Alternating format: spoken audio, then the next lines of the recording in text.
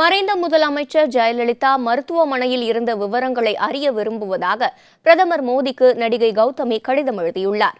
சிகிச்சையின் முழு விவரமும் பிரதமருக்கு தெரியும் என்றும் மருத்துவ அறிக்கை தொடர்ந்து வெளியானதாகவும் அதிமுக செய்தி தொடர்பாளர் CR சரஸ்வதி விளக்கமளித்துள்ளார். இது சிகிச்சை பற்றி கேட்குறதோ இல்லை என்னென்ன ஹெல்த் இஷ்யூஸ் இருக்குன்னு கேட்குறத விட ஜஸ்ட் பேசிக்காக என்ன நடந்தது, அதாவது இத்தனை பல கோடி கணக்கான மக்களுக்கு அவ்வளோ ஒரு பிலவட் லீடர் அவங்க, அது மட்டும் இல்லாமல் ஒரு democratically elected head of state government. இதில் பல விஷயங்கள் இருக்குது. ஏதாவது ஒன்று தெரிஞ்சால் சந்தேகப்படலாம், இது ஒன்றுமே தெரியல. ஸோ நான் சந்தேகங்கிற வார்த்தையே கொண்டு வரல. இதில் என்ன நடந்திருக்குங்கிறது தெரிஞ்சுக்க ஆர்வம் இருக்குது. அண்ட் இது பல பேருடைய ஒரு பிரதிபலம் இல்லை. நான் அவங்கள ஒரு ஐ திங்க் ஒரு 3 நாள் வாட்டி தான் மீட் பண்ணியிருப்பேன். மீட் பண்ண ஒவ்வொரு தடவையும் ப்ரெஸ்ஸில் கவர் பண்ணியிருக்காங்க. ஸோ அதை விட்டுட்டு நான் தனிப்பட்ட இதில் நான் எப்போவுமே மீட் பண்ணுற வாய்ப்பு கிடைக்கல. மீட் பண்ணணும்னு எனக்கு உண்மையாக சொல்லணும்னா தோணலை.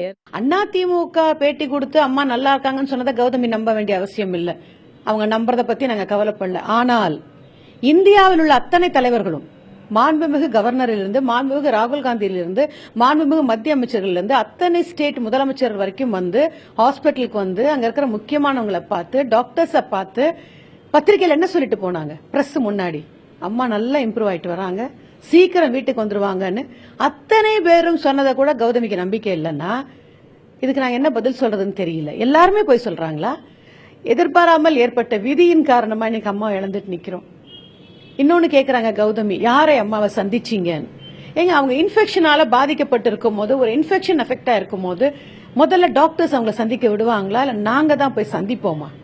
சில பேர் இந்த கட்சியை உடைக்கணும், ஆட்சியை கலைக்கணும்னு நினைச்சு சமூக வலைதளங்கள்ல தவறான கருத்தை பரப்பும் போது இதற்கு கௌதமி உடன் நிற்கிறார் நினைக்கும் போது வருத்தமா இருக்கு.